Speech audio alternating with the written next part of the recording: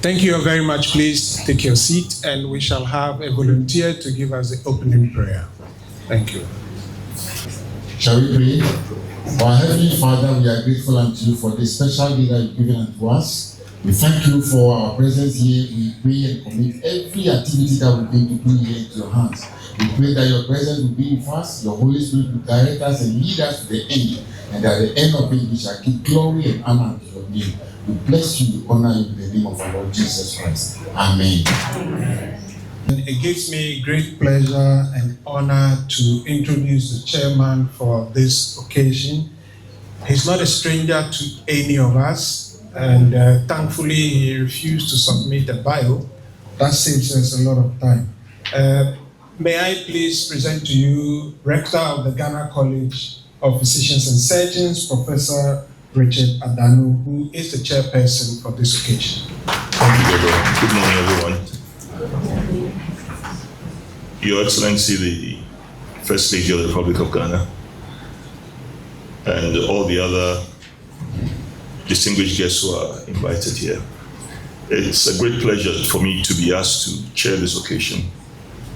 When I looked at the program, I really wondered whether there was a need for someone to chair the occasion.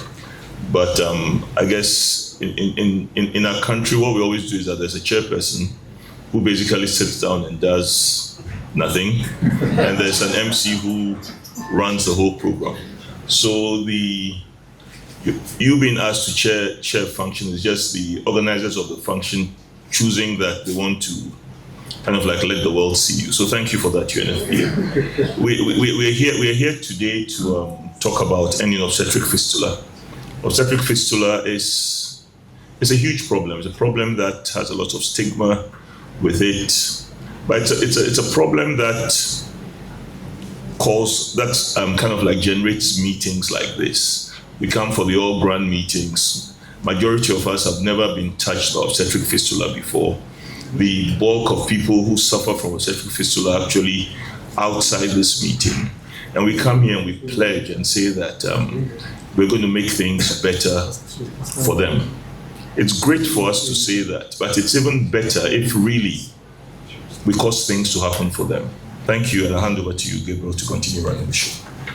Thank you very much, Professor Richard Adanu, for the thought-provoking remarks given to us. My name is Gabriel Ganyaglo. I chair the National Fistula Task Force, but my most prized credential is that I'm a fistula surgeon. I'm very happy to serve as your MC for this occasion, but I'm not alone. Please come forward. I have a co-MC who I would allow to introduce herself to us, and then we take proceedings from there. My name is Anita Champong. I'm a caterer and a fistula survivor. Thank you. Thank you very much. Round of applause for my co-MC, our first lady, Her Excellency, Mrs. Rebecca Akufo-Addo, First Lady of the Republic of Ghana. All these people are in our midst, and we thank you all for coming. We shall take the welcome remark from Dr. Wilfred Okang, UNFPA country representative. Apologies for the mix-up. Thank you very much. Our facilitators of this event, and thank you, Chair of the event. Our Excellency, the First Lady of the Republic of Ghana, Mrs. Rebecca Akufo-Addo, Excellencies, Ambassador of Norway, Ambassador of Turkey, Ambassador of Spain, and also I think Ambassador of United Arab Emirates. Representatives from embassies, my friend Head of Cooperation from Canada, WHO, USAID, and also from other international organizations, Qatar Charity, honorable members of parliament, again our friend Rashid, the chair of the Population and Development Caucus for Africa as a whole, but also for Ghana, and a member of the Health Committee, other members of parliament from the Health, Youth Committees of Parliament, representatives from other UN agencies, missions, and international organizations, traditional and religious leaders present, directors of government departments and agencies, directors or heads of departments from the private sector and non-governmental organizations, the media, fistula survivors, ladies and gentlemen.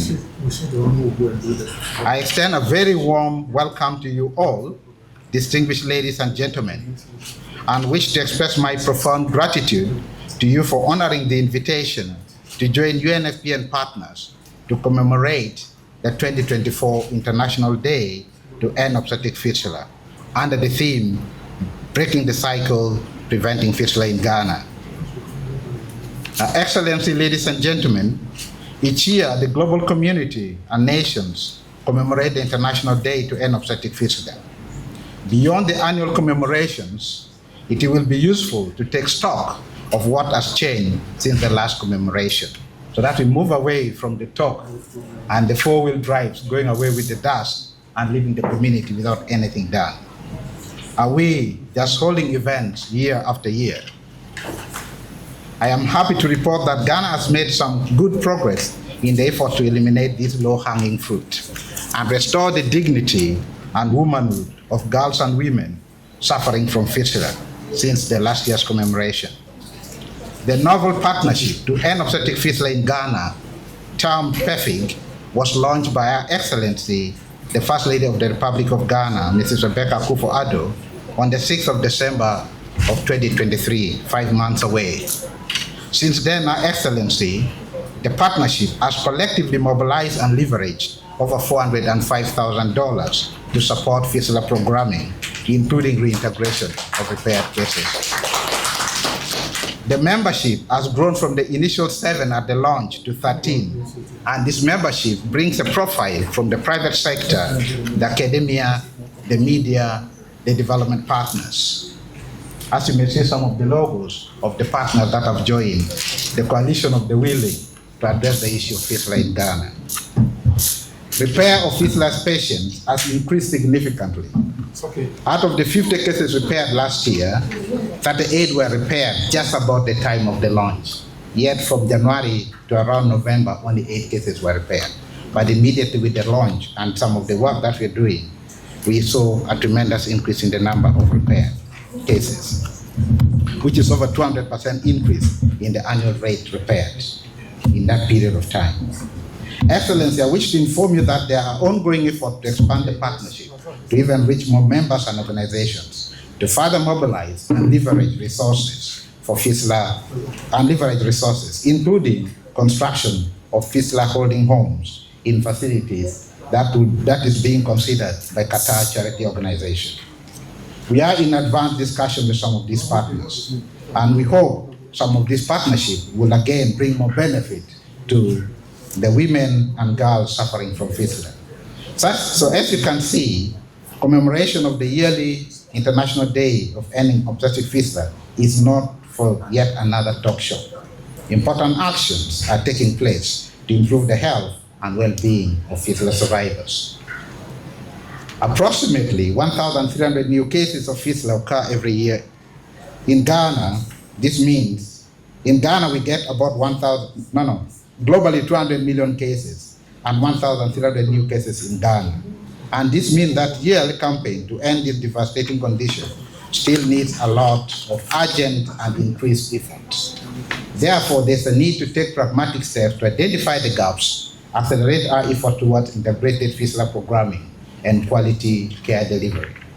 In this regard, UNFPA continues to invest to eliminate fistula in Ghana through our system strengthening efforts, including providing fistula centers with medical equipment, support for case identification, advocacy for including fistula repair as part of routine healthcare services, capacity building of fistula surgeons, and supporting evidence and fistula research.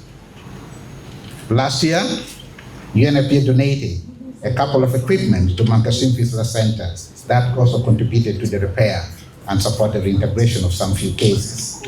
This year, UNFPA is continuing its support for obstetric fistula and is collaborating with the Ministry of Health, Ghana Health Service, the partnership to ending fistula in Ghana members to increase the repair to 200 cases by the end of the year, as was promised at the launch of PEFIG.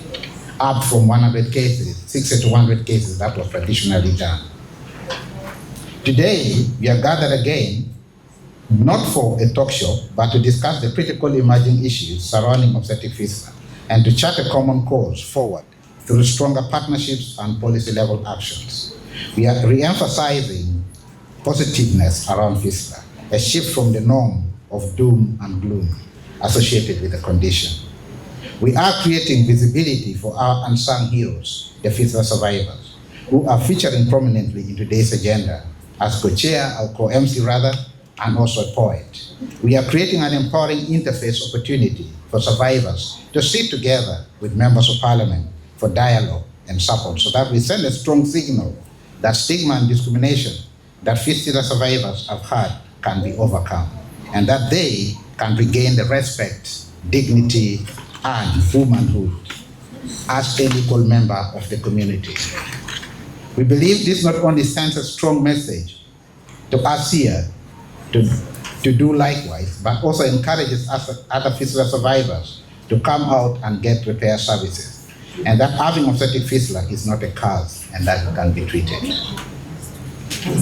We will shortly premiere a short video, our heroes obstetric fistula survivors, the repaired and empowered client who is an overcomer, an ambassador, and a champion for the prevention, for case search, and for reintegration services.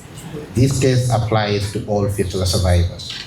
Distinguished guests, ladies and gentlemen, today we stand at a crossroad.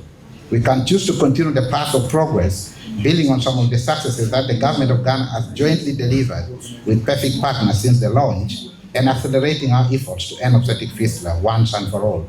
Or we can falter, stand by the wayside, and allow this preventable and treatable condition to continue robbing our women and girls of their health, of their dignity, and of their womanhood, and therefore their futures. A condition that they got for no fault of their own, but simply because they wanted to perform reproductive function, a role in a woman wishes to do in the community. I firmly believe that we have the courage, the compassion, and the collective will to choose the path of progress and the path of support to fistula survivors. Together as partners, advocates, and champions for women's health and rights, we can and we will end obstetric fistula in Ghana.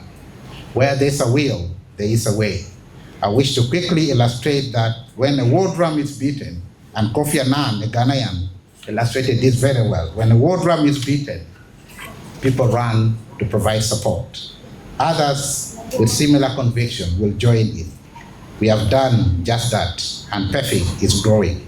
But more importantly, if I could illustrate, in Upper West Regional Health Directorate, together with the Upper West Hospital, they have taken on this course on their own and are now on radio and mobilizing patients for screening. As of today, they were not in this room, but they had the war drum and have started their own mobilization. They've got 5 radio stations offering free airtime to mobilize the patients. They have Up Radio, Radio Upper West, Radio Progress, FWFM, and Info Radio. They're providing free airtime and mobilizing patients for screening so that they can get the services. That is the response to the call of partnership. And that's the response to a call of passion. We need the action, the free will, the coalition of the willing. So let's stand together and let's all be counted. The key message is, play your part from where you sit in a complementary way to restore hope, to give dignity, health, and womanhood to survivors of fistula. Her Excellency, you yourself decided to provide funding to support repair of 20 cases. We thank you for that, and that's part of the response to the call.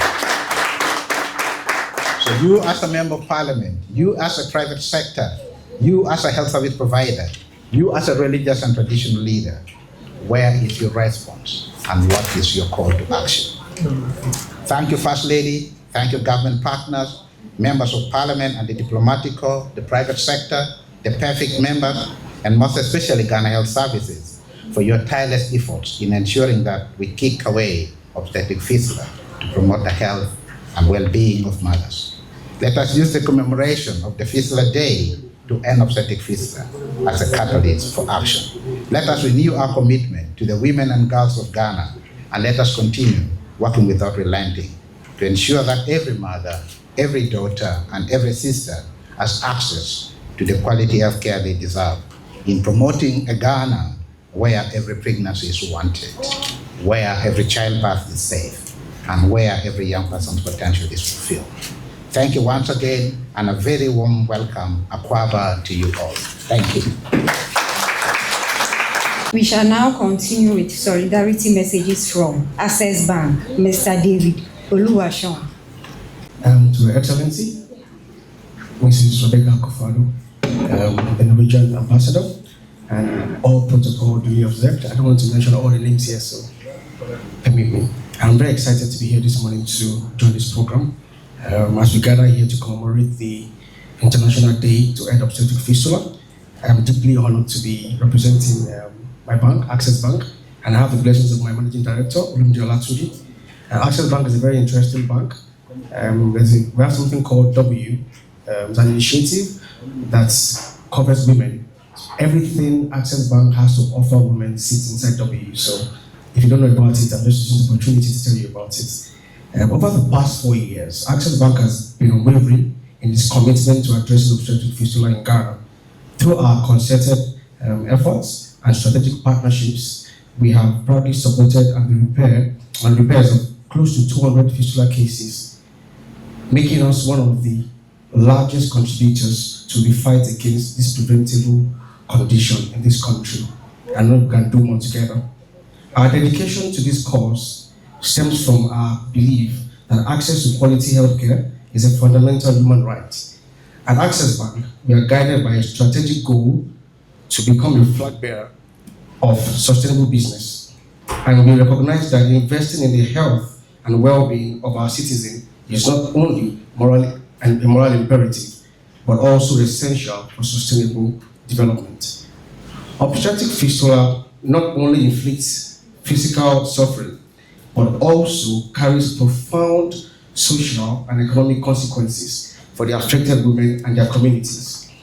By supporting fistula repairs and advocating for comprehensive maternal health care, we are working towards a healthy citizenry that can contribute meaningfully to the Ghanaian economy. As we mark this important day, let us renew our collective commitment to ending obstetric fistula once and for all in Ghana and across Africa and the world. Let us strive to create a world where every woman has access to the maternal health care she deserves, free from burden of this preventable suffering. Together, I want to call on all of us, on behalf of Access Bank, our customers, our staff, our board members, and of course, on behalf of Ghana, that let's come together and fight obstetric fistula and take that of Ghana. We have made progress, but strongly, it is not enough. Thank you so much. Food program, Mr. Olatunji Somanki. Please, let's applaud. Good morning, everyone. Tunji Shonoike is my name, and I'm standing in on behalf of the country director for the World Food Program, Ms. Barbara Clemens, who is unavoidably absent today. She extends a warm greetings to Her Excellency. She's out of the country, and that's why she can't make these engagements. But she has a message here, which I'll be reading on her behalf. Your Excellency, the First Lady of the Federal Republic of Ghana, Mrs. Rebecca Akufo-Addo, all protocols duly observed. I won't want to go through all that Dr. Ochan had already said. Good morning, everyone, distinguished ladies and gentlemen. Thank you for being here today as we observe the International Day to End Obstetric Fistula. It's always my privilege to speak on this issue that silently and deeply impacts the lives of women and girls in our communities. As we all know, obstetric fistula is a severe childhood injury resulting from prolonged and obstructed labor. When left untreated, it leaves women incontinent and often leads to their social isolation. At the World Food Programme, we recognize that nutrition plays a critical role in preventing and managing obstetric fistula, as good nutrition is essential for the health of pregnant women and the safe delivery of their babies. Malnutrition increases the risk of complications during childbirth. This makes food security and proper nutrition extremely important. WFP has commenced the implementation of its second generation country strategic plan, which spans between 2024 to 2028. One of the 5 commitments in this strategic plan is to provide evidence-based nutrition support to vulnerable groups, including pregnant and breastfeeding women and women living with disabilities, through economic and social empowerment and social and behavioral communication change, SBCC, to influence changes in values and attitude towards healthy diets. Against this backdrop, WFP is committed to working alongside our sister UN agencies, UNFPA and WHO, the Ministry of Health, Ghana Health Services, and other ministries, departments, and agencies, and other local community organizations to address the factors that contribute to obstetric fistula. This includes improving maternal health services. WFP will collaborate with stakeholders to enhance nutritional support for women and girls before and during pregnancies and at the treatment centers in the unfortunate incident of obstetric fistula. WFP as well plans to continue its support and collaboration with the UNFPA to improve quality care during the treatments of obstetric fistula by providing safe recovery centers where affected women will receive integrated health and nutrition services in readiness for their community reintegration. By coming together, we can ensure that no woman suffers the indignity and hardship of fistula. We can create a future where every woman has access to the care and nutrition she needs for a healthy pregnancy and childbirth. On this day, as we commemorate the World Fistula Day, the World Food Programme reaffirms its commitments to collaborating with the government of Ghana, the UNFPA, our other sister UN agencies, and other MDAs towards eradicating this preventable condition. Let's strive to restore hope, dignity, and opportunity for all women affected by fistula. Thank you for your kind attention.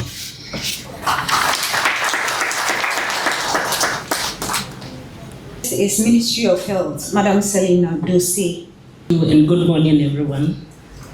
I'm doing this message on behalf of the Ministry of Health, the Minister, and the Chief Director. Your Excellency, the First Lady of the Republic of Ghana, Mrs. Rebecca Akufo-Addo, distinguished representative from the UNFPA, development partners, members of Parliament here, representative from the health sector, Ministry of Health, Ghana Health Service, and all partners here, ladies and gentlemen, all protocol observed. Today we stand together with unwavering resolve to address a critical issue affecting countless women and girls around the world, including Ghana. That's obstetric fistula. This devastating condition, often resulting from prolonged and obstetric labor, not only cause severe physical harm, but also leads to profound emotional and social challenges for those who are affected. The theme of this year, Breaking the Cycle, Preventing Fistula Worldwide, including Ghana, underscore the urgent need to collective action. Fistula is not a medical condition, only a medical condition. It is a symbol of systemic inequality, inadequacy of healthcare. We can no longer allow this cycle of suffering to continue. To all women enduring this condition, you are not alone. Your strength and resilience inspire all of us. To improve quality of care for maternal health, the Ministry of Health has secured a grant from ECOWAS, and this grant is to rehabilitate the Tamale Fistula Center and to allow to repair fistula cases, because it's only the Mankasim Center that is functional as at the moment. Also to train and build capacity of health professionals to be able to do these repairs, and also reintegrate women that are affected with this condition into the society. We pledge as a ministry to work tirelessly to ensure that every woman has access to quality maternal health care, stillbirth attendance, and the necessary medical intervention. Prevention, treatment, and rehabilitation of obstetric fistula are our shared responsibility, meaning it's not the ministry alone. We call on all stakeholders, health providers, community members, parliamentarians, and to prioritize maternal health and invest in comprehensive care for maternal health. Education, awareness, and support system must be strengthened to protect women and girls from obstetric fistula. Together, we can create a world where every woman can experience childbirth without fear of injury or marginalization. Let us break the cycle and build a future where obstetric fistula is a relic of the past, and every woman can live with dignity and health. Stand with us, speak out, and let's take action. Thank you very much. Next is WHO, Dr. Safiras Asrat. Thank you very much. Your Excellency, the First Lady of the Republic of Ghana, Mrs. Rebecca Akufo-Addo, Your Excellencies, ambassadors present here, representatives from the Parliament, directors from the Ministry of Affairs and its agencies, UNFPA rep, representatives from other UN agencies and development partners, survivors of fistula, colleagues from academic institutions, the media, ladies and gentlemen, I wish you a very good morning. And I bring warm greetings from the World Health Organization, and I thank the organizers for inviting us to this year's commemoration of International Day to End Obstetric Fistula. Chairperson, ladies and gentlemen, obstetric fistula, as you know, is one of the most neglected comorbidities of childbirth, even though it has serious adverse impacts to women, families, and communities. In about 90% of cases, the baby dies, and therefore the mother must deal with the devastating physical injuries in addition to the associated mental health issues. Chairperson, ladies and gentlemen, the presence of obstetric fistula is an indicator of the failure of the health system to deliver accessible, timely, and appropriate intrapartum care, of course, in addition to failure to other determinants of health. Obstetric fistula is highly preventable.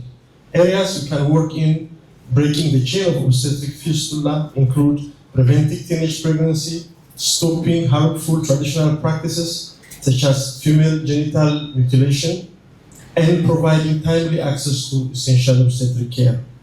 Globally, the projections that were made from the impact of COVID-19 is that 13 million more child marriages would take place by 2030 than would have otherwise. Families are more likely to marry off daughters to alleviate their perceived burden of caring for them, especially in the anticipated economic fallout of the pandemic.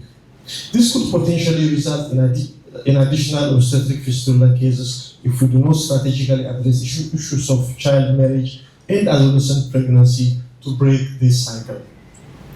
From the WHO 2023 analytical fact sheets on female genital mutilation, it's gratifying that Ghana is not listed among the female genital mutilation high prevalence countries. However, we know that the practice has not been eliminated in Ghana and in many African countries that even have legislation against it.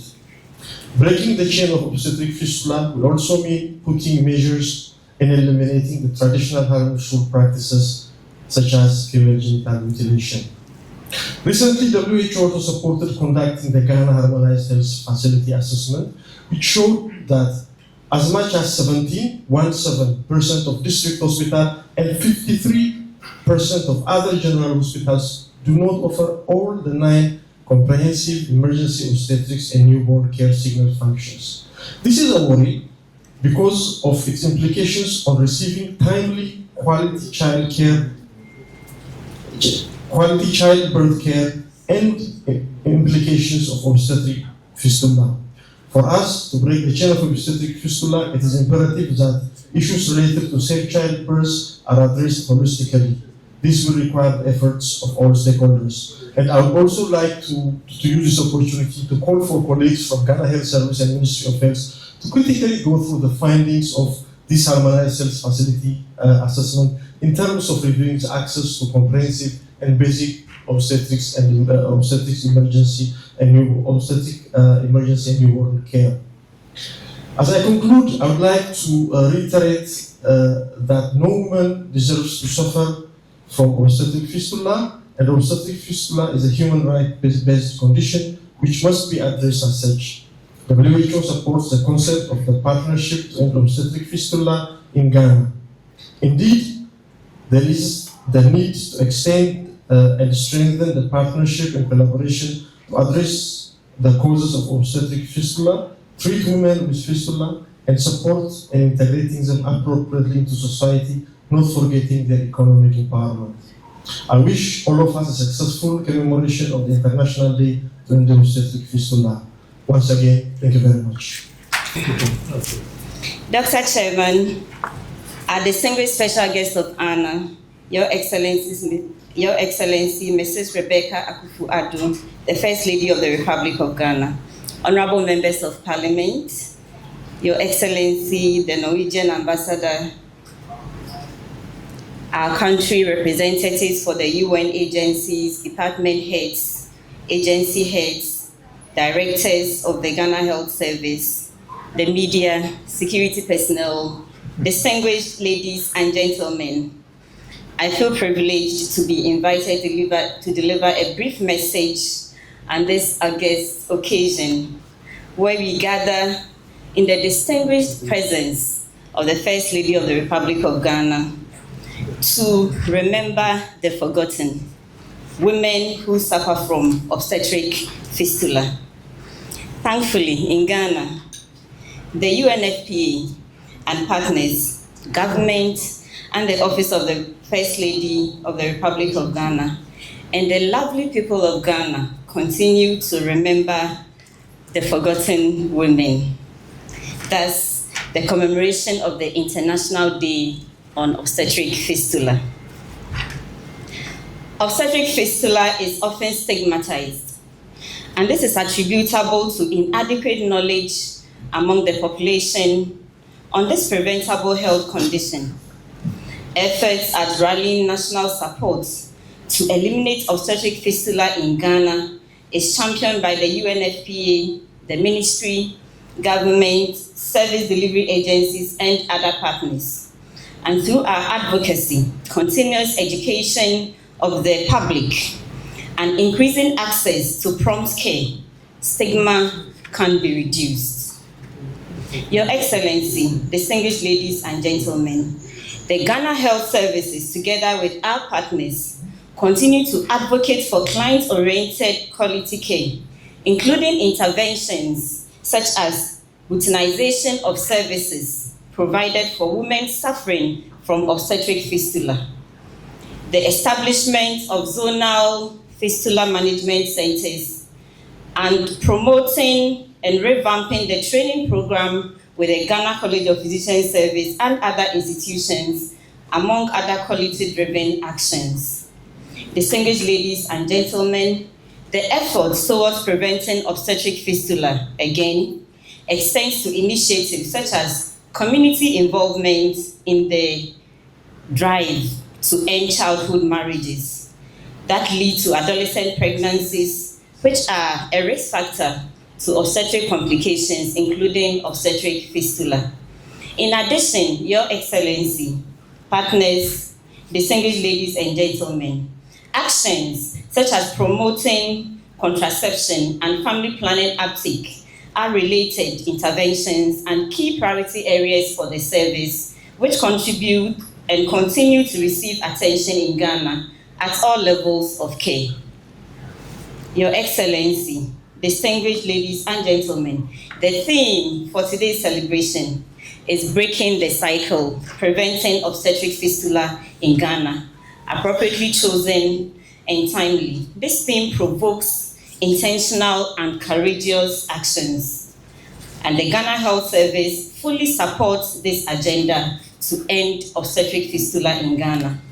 I also wish to emphasize, distinguished ladies and gentlemen, the need to increase access to care through innovative interventions such as the network of practice, which is expected to bring healthcare to the doorstep of the people, including women suffering from obstetric fistula. Furthermore, distinguished ladies and gentlemen, you would agree with me that in this era of evidence-informed healthcare, the need to have data that can be transformed into information to take actions cannot be overemphasized. Together with our partners, such as the Ghana College of the Physicians and Service, physicians and surgeons, the UN agencies, healthcare service providers, the Ghana Health Service looks forward to engaging these on how to improve data capture, the collation of data, analysis, and utilization to improve obstetric fistula care. This will help us to make care decisions that are evidence-informed and improve the quality of care to all women. In conclusion, Your Excellency, distinguished ladies and gentlemen, your presence here today shows your commitment, and we appreciate you all. On behalf of the Ghana Health Service, I wish to express our appreciation to the UNFPA and ECOWAS for providing the resources for rehabilitating the Tamale Fistula Center. And we want to urge other partners to come on board as discussions are currently ongoing to establish fistula centers at zone areas across Ghana to improve access to care. Distinguished ladies and gentlemen, as the Director General of Ghana Health Service, I pledge my full support on behalf of the service and that of the service to all the strategies and plans to prevent obstetric fistula in Ghana. The responsibility in ending obstetric fistula lies within you and I. It's our duty to meet the needs of our women. Thank you.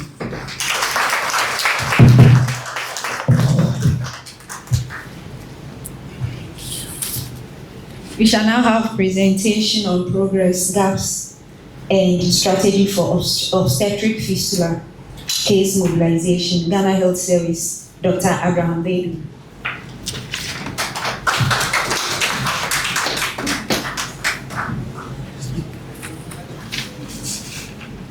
Good morning. Thank you very much. For Chair, Honorable First Lady, Republic of Ghana, I stand on existing protocols to deliver this presentation.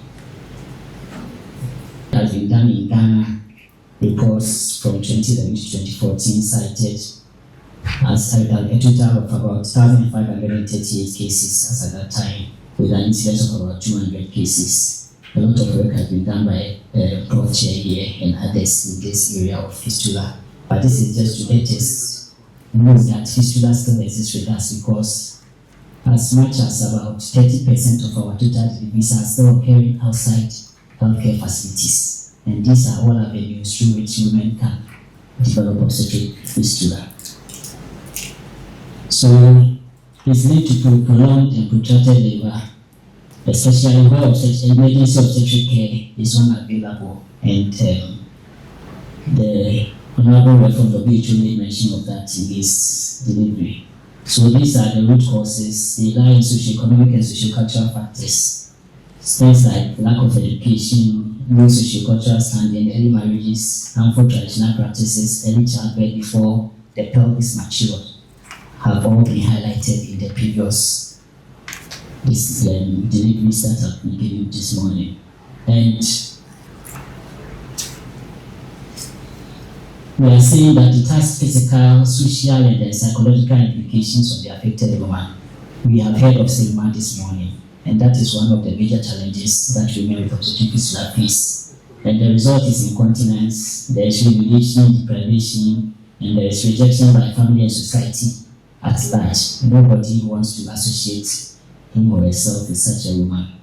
I brought this here to show that today is International Day to End Obstetric Fistula, but the lens here is to signify that that search has to go on at all times. It shouldn't just be a one-day event, and that is what UNFPA, in collaboration with other partners, have sought, that activities concerning obstetric fistula in partnership with the Ministry and the Ghana Health Service goes on all year round.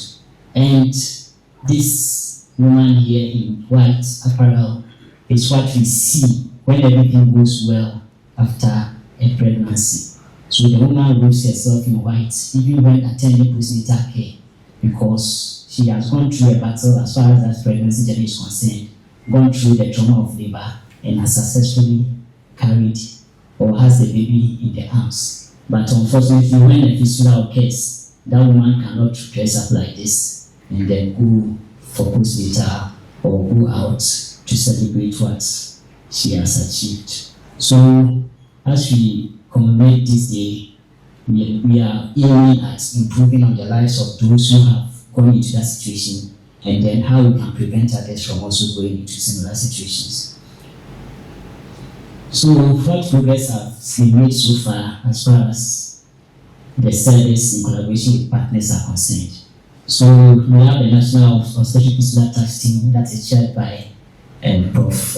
Kanyagu, who is the MC for the occasion, and the task team has been in existence for about a decade now, coordinating the affairs as far as obstetric fistula is concerned. And through that, a strategic plan was developed that was assessed last year and disseminated at the MNCH conference, and that gave the leadway on as to how we should proceed as far as being able to achieve or end obstetric fistula by 2030 is concerned. And it's out of that the collaboration and partnership support to end obstetric fistula was strengthened through the commemoration of the day last year at the residence of the Norwegian ambassador, culminating in the partnership support that was inaugurated in Kolebu Teaching Hospital in the presence of the Honorable First Lady of the Republic of Ghana. So a lot of activities have gone on in the space of obstetric fistula in collaboration with our partners. Our fistula surgeons who are indefatigable, going around the length and breadth of the country to get these cases repaired. All our other stakeholders and all our collaborators, including all of us gathered here. Thank you very much. Thank you, Dr. Bedu, for the presentation. We shall now have a presentation in partnership to end obstetric fistula in Ghana, UNFDP, by Ms. Della Bright. Oh, sorry, UNFPA. Thank you very much, OMC. Our name is UNFPA, United Nations Population Fund. All right, so this is just a 5-minute, very short presentation of what the partnership is about. PEFIG, Partnership to End Obstetric Fistula in Ghana. What is it? So it's a 7-year campaign to end in 2030. You know, everything has to align with 2030. SDG goals, FP 2030, UNFPA results, all of them will be achieved by 2030. So what's the vision for PEFIG, the partnership we've been talking about? The vision is to prevent, restore, and create positive reproductive experiences for survivors. It's to move the narration away from doom and gloom to one of hope and light at the end of the tunnel. The mission is to eliminate obstetric fistula in Ghana by all of us partners. And the specific objectives, one, is to strengthen their partnerships. We all agree that together we can achieve more and make greater impact. Last year, we were the Norwegian ambassadors residents. So you see the partnership continues. So we all meet together like this as partners to commemorate the event globally and also nationally. And of course, to collaborate with the Ghana Health Service and the National Fistula Task Team in this regard. So these are some of the partners on board so far. The logos are here. We have the Office of the First Lady, we have World Food Program, Access Bank, a National Population Council, we have telcos like AT, we have the media, Mekan, Kolebu Hospital, Ghana Health Service, and the Ministry of Gender, Children and Social Protection. So there's a call to action. All of us, please join the partnership, all of you interested organizations, individuals for this work, because it's a low-hanging fruit. We can all together eliminate fistula from Ghana. Thank you. Thanks for your attention. But not from the fancy display of grand meals or comforts. I would have been shattered, but with your support, my spirit is ignited. Oh, hear the voices of obstetric fistula survivors. Oh, what weight we bear when the society turns the stigmatic on. We face the worst, the memories, the experiences, deeply troubling. But we can change this narrative. We can change this narrative. Let our voices echo. Break the cycle, break the cycle, break the cycle. Let us all join hand in hand and fight this tide. Let us quench the thirst of stigmatization against the victims. Come with me. Let us save the next victim, because she deserves to live without bedwetting. Thank you very much. My name is Anita Champon, a proud fistula survivor. Thank you. Anita, you make all of us proud, not just yourself, all of us. And this is to say that when you are cured, you are cured. You get your life back. That is a very important message. The Partnership to End Fistula in Ghana wishes to share with all of Ghana today.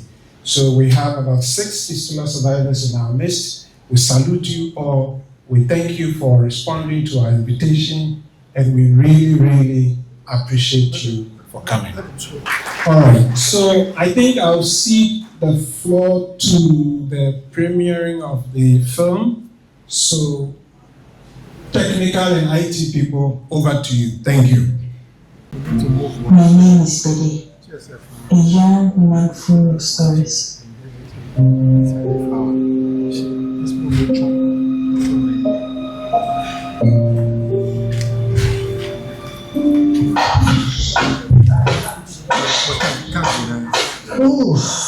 I'm done.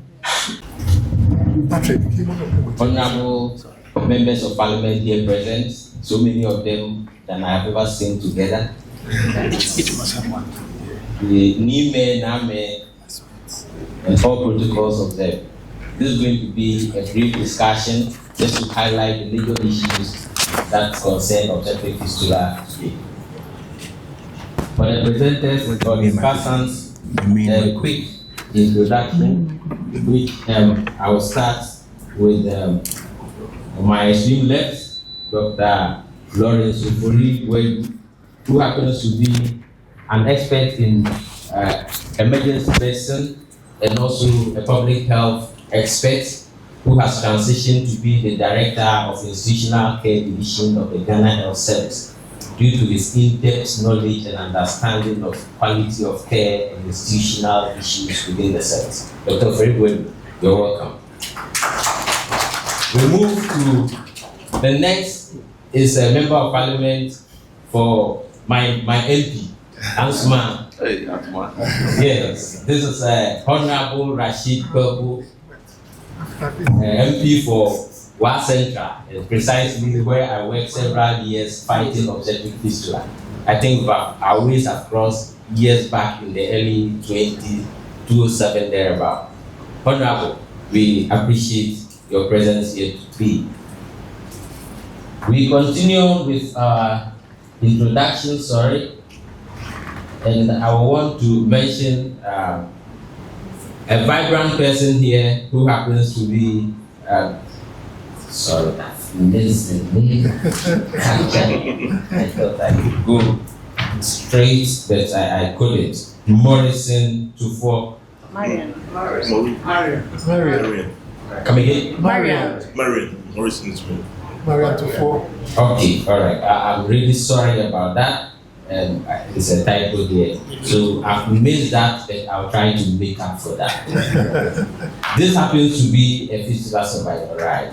And I'm talking about somebody who has had a close encounter with the monster, that is obstetric fistula, and she has prevailed. So she will be able to give us a dimension that will let us understand the perspectives that are more personal. We appreciate you and we honor you. Good. We move to look at somebody who is quite familiar to me right from my early days within the practice. And I'm talking about a practitioner within the service, somebody who himself attended to obstetric fistula as a clinician, moved on to teach people how to handle fistula before now transitioning to be a researcher, has published as many books or many journals as deliveries that he has performed. That is quite huge. And apart from that, now as the rector of the Ghana College of Physicians and Surgeons, spearheading the very center of medical training within the country. I'm talking about Professor Richard Adanu. Prof, thank you very much, and we appreciate you. Then now I want to look on the form really so that I don't go amiss again. I'm talking about somebody who is coming from a place where things are big. We're talking about big population, we're talking about excellence of all proportions, and we're talking about our big brothers from Nigeria. I had told you, I agree with me. Yes. And here he's coming to support us. He's coming with access from Access Bank, coming to give us a dimension of what access can give to us in fighting obstetric fistula. And here I'm talking about Mr. David Oluwaseun Akindele. Is that right? Interestingly, he happens to be David, that is the warrior in the Bible, and also Akindele means what? The warrior is back home in Yoruba. So this is a double warrior. Thank you, warrior. So now we have everybody set, and we want to go to the topic and the discussion for the day. I move to look towards the soft part, to the lady who is just at the center of the excellence today, the show woman, and I'm pointing towards Miriam. What? Yes, Mariam. I've gotten it wrong again. Mariam. Prof, you are marking me close. So we want to hear obstetric fistula. You have seen it, not those who are narrating it. So tell us a little bit your experience. How do we go? A little bit, just me. Good. So I've been pointed that you also want to test to see if I can speak any of the local language. And I want to accept the challenge by shifting to P. Miriam. They say, you have a country like that. They say, I am born near a friend of fistula. And say, what's she? It would be a yes, over can't be a yes, would do it much room, said your wound. It's a bizarre crack. Saying that wound can be kakra famona, yet, if that was a farm. Yo, Patroni dance. Me fire food. Me fire food is no baby no home. To go to hospital 5 months. And I share me to 32 weeks. And I go surgery. And surgery next, you know. Yeah, they make a recovery room. Today, me who yani say, ye me and ye fan, me call off, me who be baby. Today, me tisi ya bombi pa, and many so etene. Until after recovery room, yeah, they make me ban for children's ward. Until me calling chain. Until honor, after 2 weeks time, no, me damn pass so I must say, Monsieur, na issue yensu de we hear him say doing so. Na me dey make call doctor no.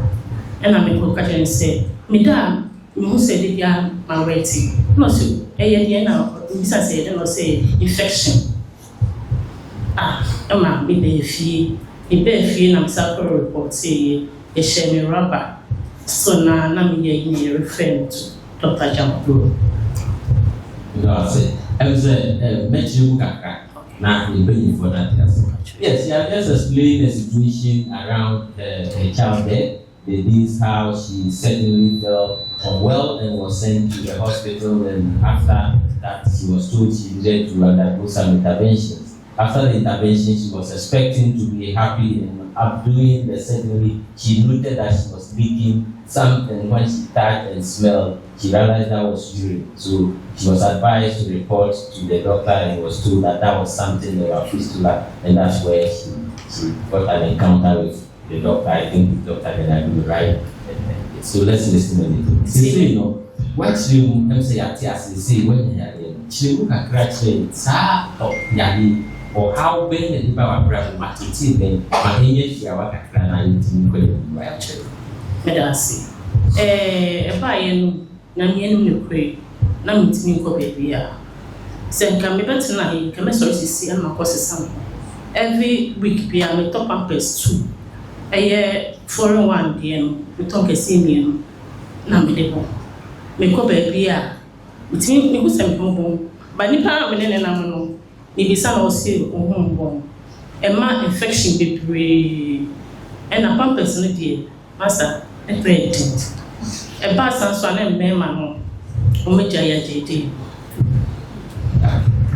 I asked the question about what she felt, what happened, what her perspective was, and she has explained to me that immediately after there were issues about pain, there was issue about the smell that is associated with fistula, and the rejection that she felt, and even at the tail end of it, the partner even wasn't as supportive as it was initially, which is quite expected. I mean, that's the picture we've been seeing, and it doesn't have to be so.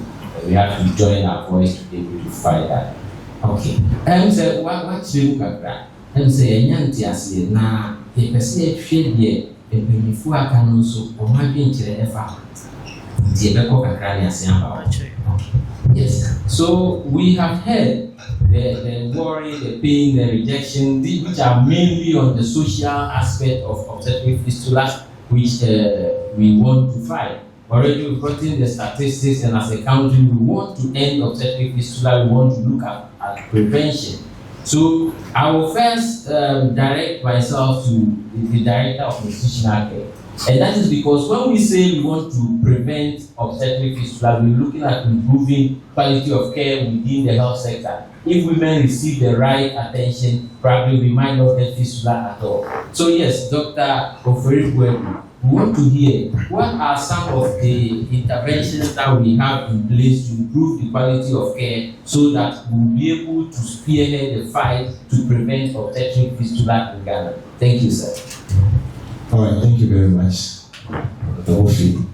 As a service, our focus has been strengthening primary health care, and that is picking people who are neglected, not seen, and who are hidden, and these are the people who are actually need help. So the approach of the service is not only being stationary in our hospitals, but now to get closer to the communities by creating fistula homes where people can walk to and receive some basic care before they are referred to the centers that can do the curative. I feel as a service, we focus more on preventive and promotive. Because that's the least expenditure, but also the most effective. So if people are able to know what they need to do, how they need to carry themselves, at what time they need to have that timely intervention, then we are saving a lot of money that has to be spent in the terminal area where you have to now look for a surgeon to treat you.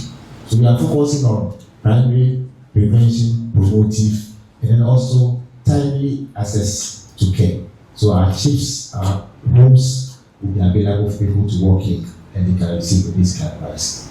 Fantastic, Director. You mentioned holding homes, and I think this is something of interest to some of our partners here, and I want to tease your mind a little bit on that.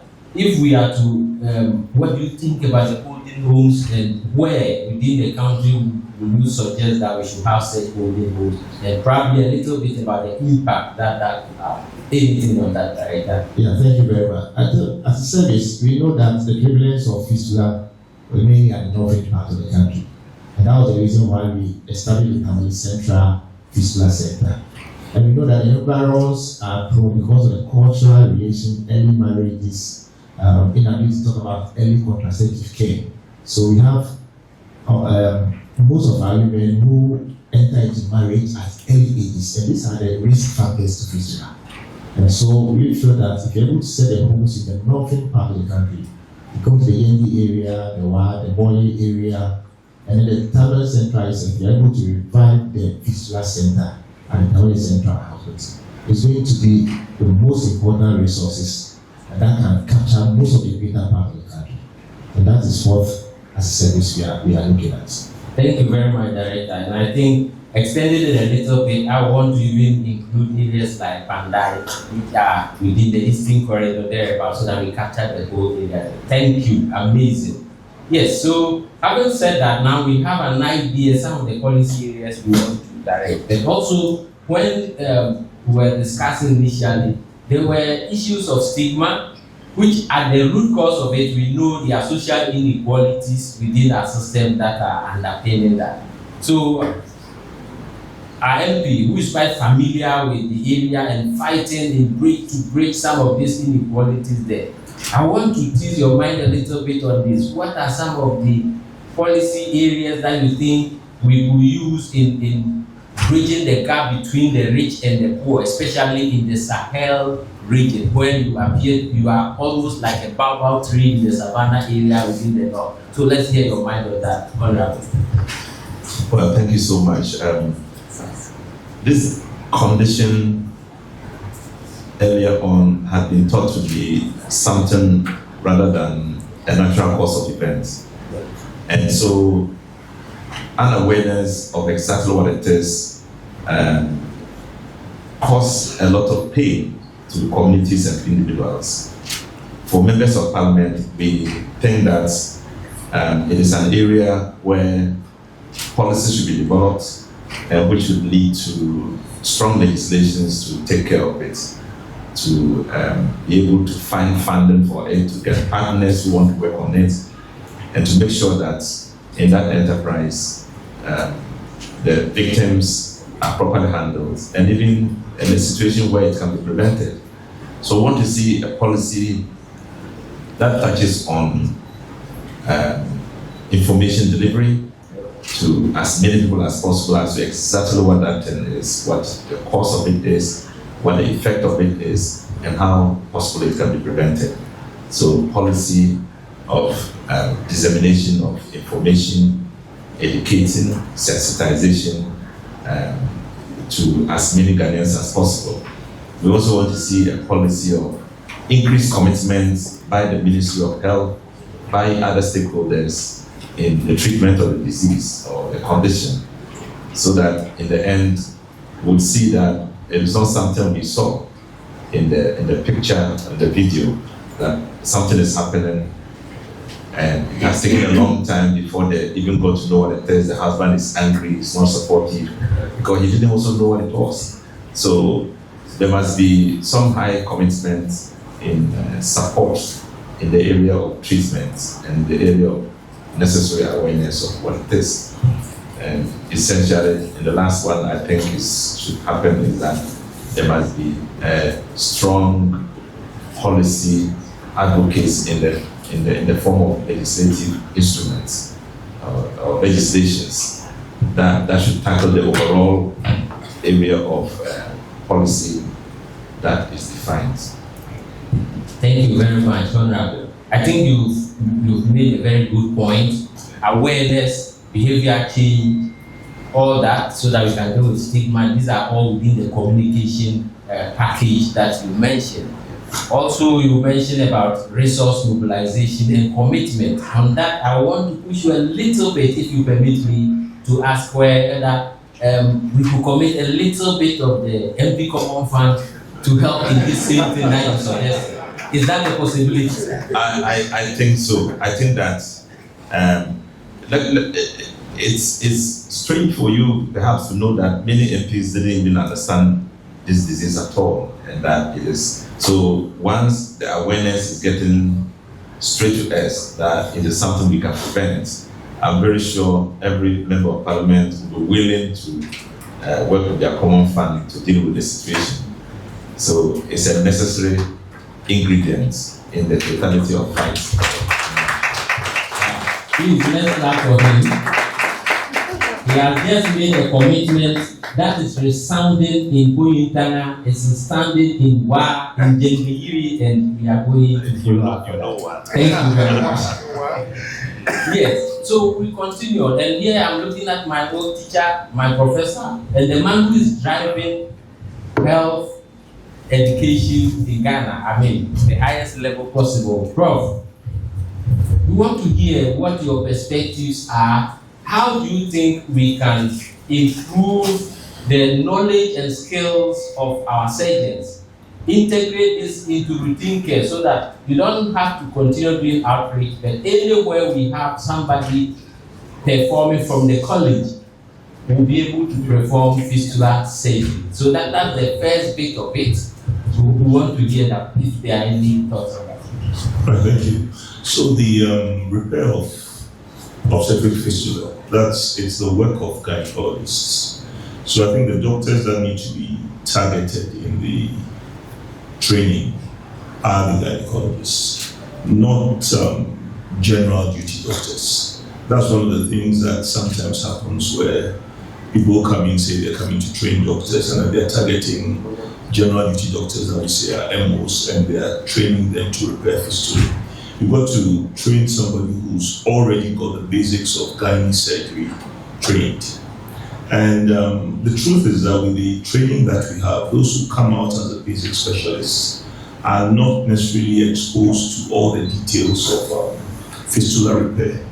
But they are advanced specialists like Dr. Ganyaglo and the other urogynecologists who by their training know how to repair fistula.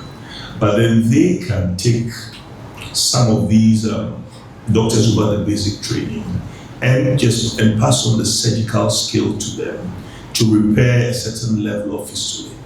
And the learning curve is not that steep because these people already have basic gynecological surgery. So they don't need to be urogynecologists like Dr. Ganyaglo, but then they can be taught how to repair fistulae and to identify the ones that they need to now refer to the urogynecologists. Yes. Thank you very much, Prof. And I will continue still there, talking about what happens at that level. We want to hear at the college level, is there any way we could have some partnership to entrench this type of training and improve it? Is there anything like that we can work with so that some partners who might want to help in that bit can hear and then get interested in it? So this essentially, let's say, a clinical skill training. And the group within the college to handle this is the Faculty of Obstetrics and Gynecology. And the chair of that faculty currently is also a urogynecologist himself. So if partners have a fund for training gynecologists in fistula repair, that fund could be pass through the college, which will be channeled through the Faculty of Obs and Gynae. And then the urogynecologists can have this move for training the basic Obs and Gynae specialists, those who just done 3 years of the training, not done the advanced training. And they can target regions where we identify as major places where there are problems. Because I would say we have Obs and Gynae specialty has turned out probably the highest number of specialists from the college. And in every region, we'll be able to identify, even if you go to the furthest regions out there, up north where the problem is, you get at least one person who's had basic training in Obs and Gynae over there. And this person can be taught the skill of repairing fistula, which is not a general skill at that level. And just to add, people might be like, why isn't it a general skill at that level? That's how the training is like. If you take anybody who's a general gynecologist after their basic training in any country in the world, the person is not trained to repair fistula. So it's an added skill that the urogynecologists get. But in the countries where we have this problem, those who have the basic skill can then be focused on and given this clinical skill so that they as gynecologists are treating the problem and can handle whatever complications may come out of the surgery. Thank you. Thank you very much, Prof. As we speak now, it appears that the repairing obstetric fistula or the finding solution revolve around a lot of gynecologists. But I also bring to the fore that we have a component of it where we will have the midwives at the center driving the preventive aspect of it, providing the emergency obstetric care, delivering women promptly so that they don't have to even get into the hands of the gynecologists at the end. But in all this, we can still count with the college providing us with the obstetricians and gynecologists who will spearhead the technical aspect of it for the training so that we can spread midwifery education and skill across the country so that this image that we're painting can be of it. Let me declare my biases. I'm also an obstetrician gynecologist, so I will take the opportunity given to me today to ask one more question to Prof. Prof, the next thing is that Dr. Bailey presented some data here about global situation, about 2 million, or is it globally 100,000 each year, and about 1,300 each year in Ghana. And that data precisely you contributed in letting us have that. But that's almost about 10 years ago. So as we speak now, is there any plan for you to also continue in your usual characteristic manner to provide us with that data that will help us to be able to make that right decision based on the evidence that is on the ground? Prof, bless you. Right, I would say that estimate that we did in 2015, it said that there were between a conservative estimate is like 700 cases per year, and then the upper limit was about 1,300 cases per year. We did this based on certain assumptions about obstructed labor and all that.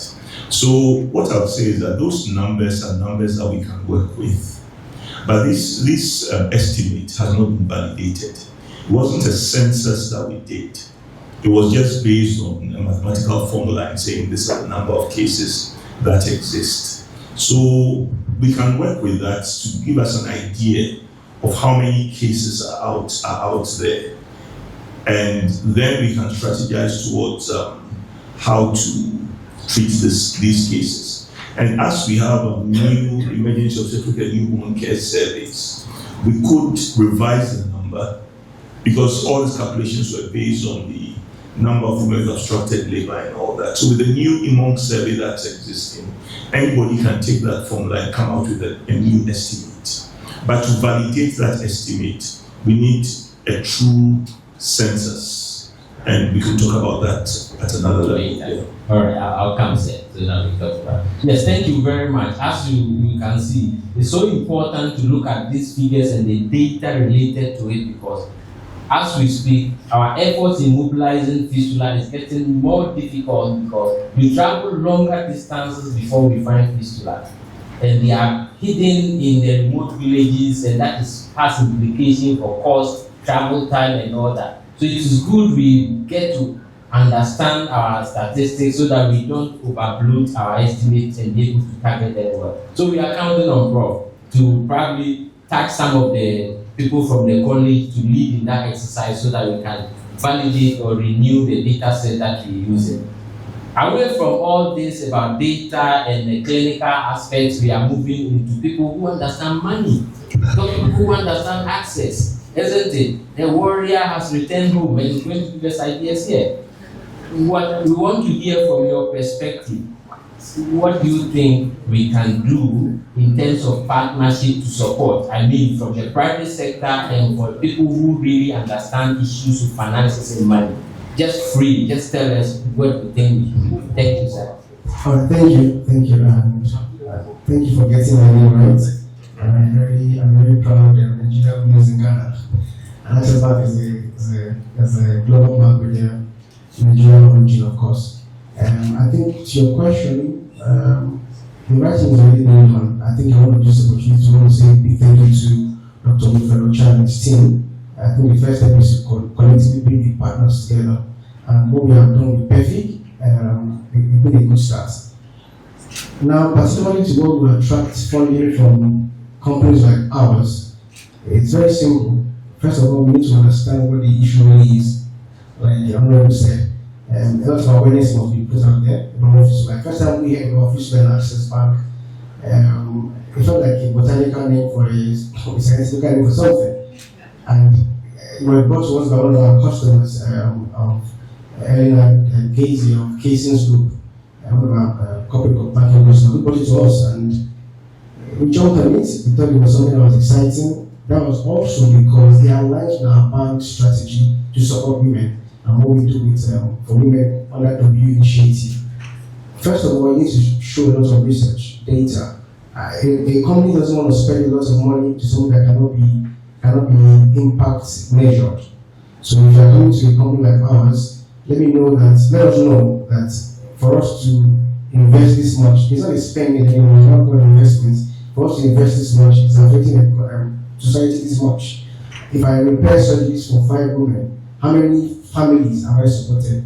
What does the impact of that family have on the community, for example? And that can be quantified on what an economy what it should be an economy, so to speak. So attracting and everybody out there thinks once you talk to banks or private sector, there's a lot of money to spend on CSR, but it's not the case really. We're also tight-lipped and tight-handed. But once it's impactful, we do it.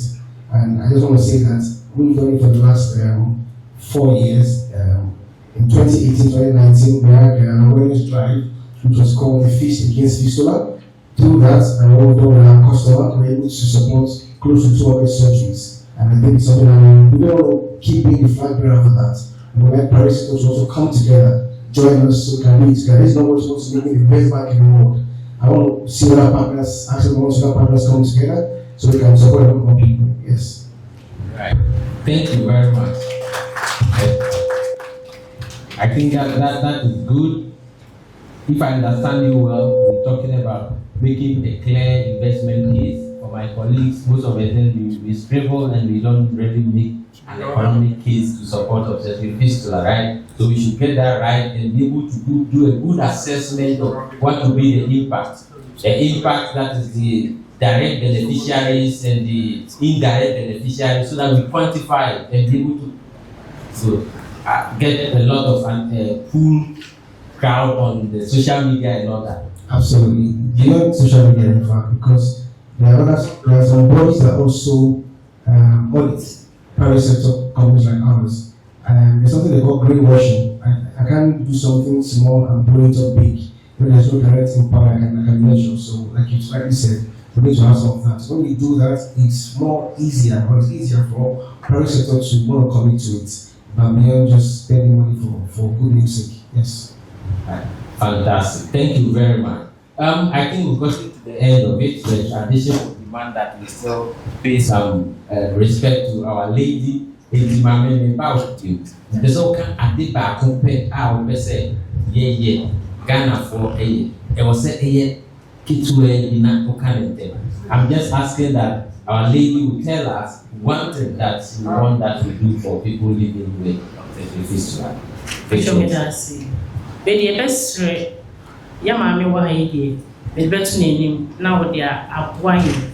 Because your brepa, your bread, pampers, it's all, and Yama baby, a sort of parazole, that's all. Now, the Sissy will tie really in your baby. I was sick, I say, best say, I'll cramp Piara, some way young boy, and baby, or almost bread, if you won't pay you, almost course, how much I get you. No massa back say, oh, uncle, no massa abeyam, which is any parent, see a one who cut tendency, or some baby may best have one who cut tendency. Tibester say, oh, my penny, a vessels. Now, boy, send a bay and bam, and sweeping I am found to send a poor, and you pay more in sweeping a copy. Yes, we can read in center. So we are in close collaboration and coordination with the actors. Ghana Health Services and UNFPA, in addition to the Ministry of Health.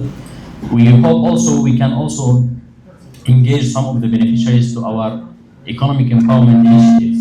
We used to support some economic empowerment or livelihood initiatives for the sake of trying to integrate the beneficiaries for dignifying reintegration to the society. So we are trying to see who best can be benefited from the economic empowerment support to start their livelihoods, to start their livelihood activities or any kind of economic empowerment initiatives. So thank you again. We hope that during this year we can integrate the cycle, to break the cycle of obstetric fistula. Thank you very much. Now have a remark from Her Excellency Miss Ingrid Mollestad from the Norwegian Embassy. Actually, the Norwegian ambassador. Thank you.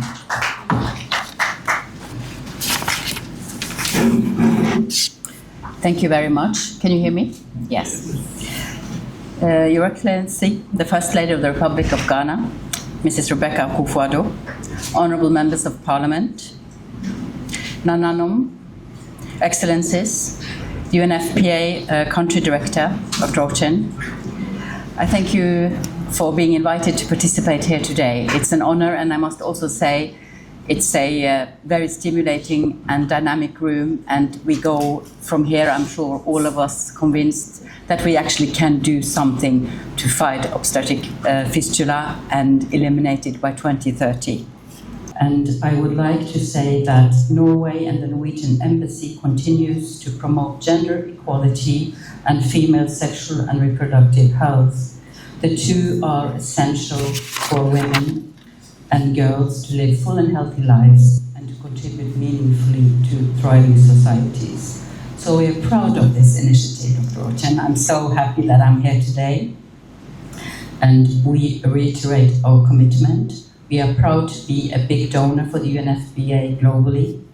2 million cases globally, we heard, 100,000 cases every year. And those are not cases. We see it's individual girls and women profoundly touched in their lives, surrounded by their families sometimes, as we have seen, by not understanding what is happening.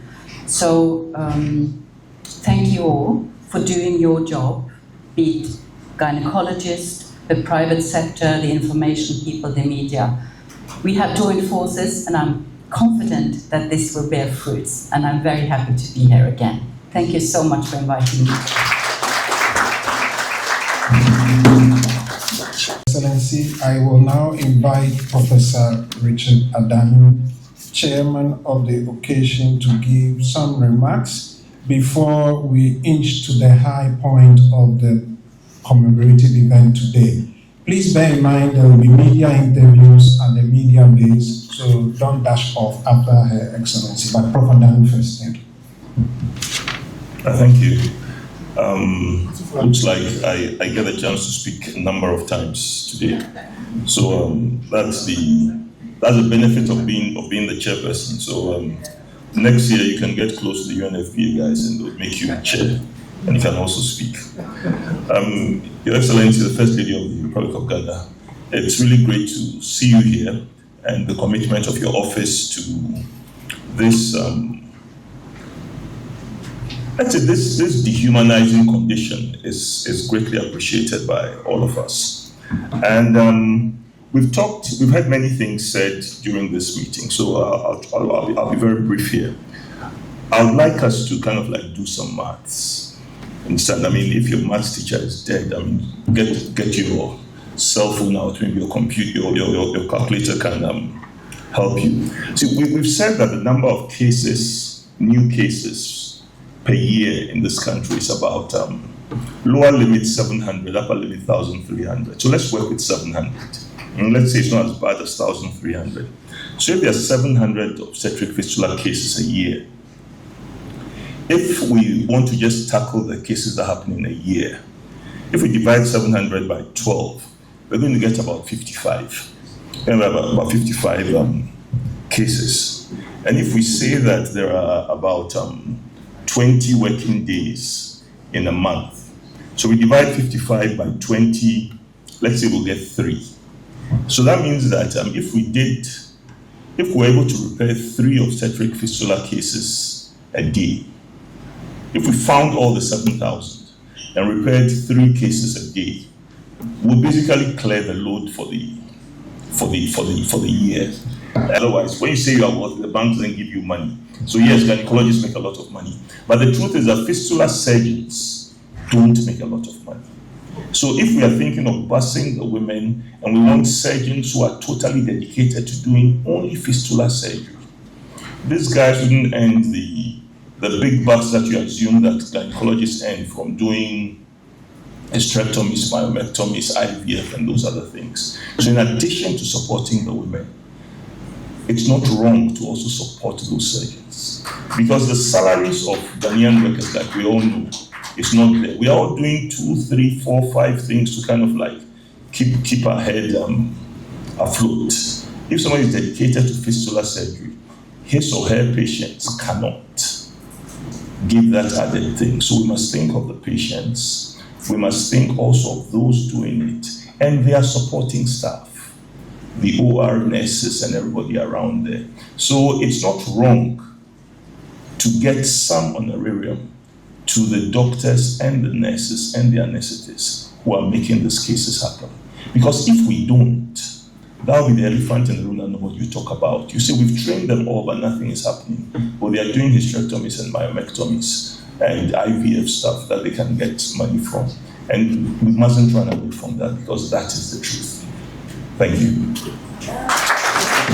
A positive experience for women, ensuring women and their babies reach their full potential for health and well-being. It is important that we address the barriers to healthcare that our people, especially mothers, who make the ultimate sacrifice of producing the next generation face. This is the justification for the call by WHO and the international health community for countries to develop resilient health systems to address these healthcare gaps and challenges. Ghana indeed has chalked many successes in developing efficient health systems to provide for safe reproductive health outcomes. However, we still have a lot of challenges to address.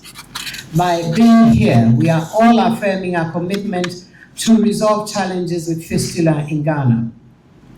The good news is that the condition can be permanently treated with surgery. For me, this is a cause for optimism.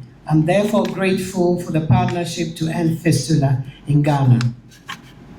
My understanding is that this collaboration enabled us to, as has been said before, correct 50 cases last year, compared to the 8 to 10 repairs done annually in the past. This is indeed good news, but given the numbers we are dealing with, we ought to do better. As stated, my office is already committed to 20 fistula repairs under the partnership. I urge other corporate organizations to join the partnership for increased impact. Ladies and gentlemen, today we join the global community to commemorate and officially launch the International Day to End Obstetrics Fistula. On this note, I declare the 2024 International Day to End Obstetrics Fistula duly launched. I thank you all for coming.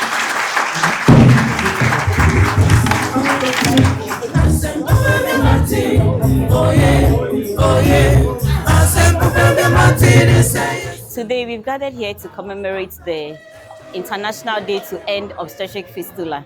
It's a great platform to create awareness on the need to take actions against ending fistula. We also need to educate the public on what can be done about it. We know that it's preventable and curable or treatable. And when you are treated through surgery, you are treated permanently and there is no residue. Strengthening the sub-district system, making the health centers well equipped to see the cases, to be able to diagnose it and then refer. So diagnosis starts with what is the complaint. So we're going to train the nurses to identify what causes it and the basic symptoms that the woman would report. Very passionate and committed to sustainability and CSR. And our commitment means that we want to impact life positively now and in the future. And this is what we have been able to do over the last couple of years with our W initiative, which is a home of everything that has to do with women in Access Bank. And particularly in the last couple of years, since 2018, I believe, Access Bank have been able to support or solve about 170 fistula cases across Ghana. And what this means was it put us in a place where UNFPA realized that we have to be a member of the PEFIG. And our commitment to PEFIG means that we have to do more than we've done in the past. And doing 170 cases as a bank made us probably the largest contributors to solving the fistula case in Ghana with our campaign of launch called Fist Against Fistula.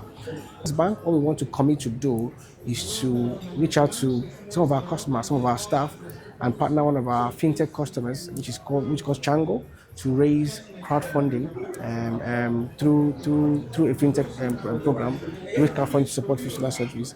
And the target remains to do minimum 200 fistula cases yearly. And we believe we can get this done if the partnership comes to the party, so we can get this done, yes. In Ghana, for instance, we know there's an estimate of 1,300 cases per year. We also understand efforts to repair fistula by partners in Ghana give us an annual number of between 60 to 100 cases repaired. So it means in a year we have cumulatively about 1,200 plus cases unrepaired left as a backlog in the community. To build a partnership really to look at everybody's role in this. We have the private sector like Access Bank, AT, formerly Airtel Tigo, who have also joined this partnership and bring their complementary. Some are doing mobilization and awareness.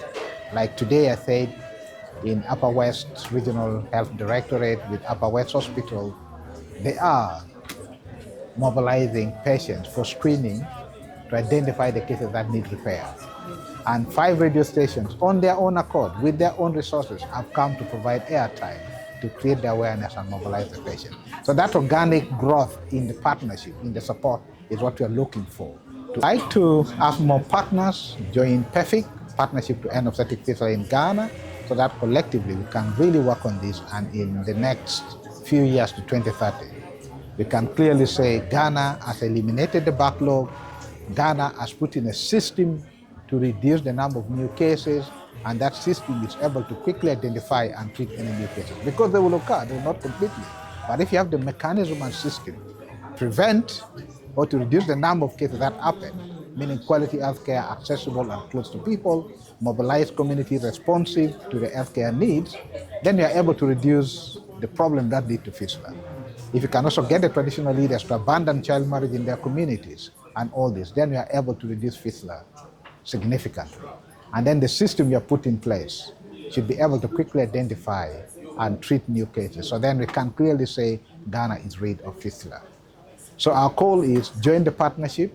Let's work together with compassion, commitment, and dedication to resolve fistula in Ghana. We call on the survivors.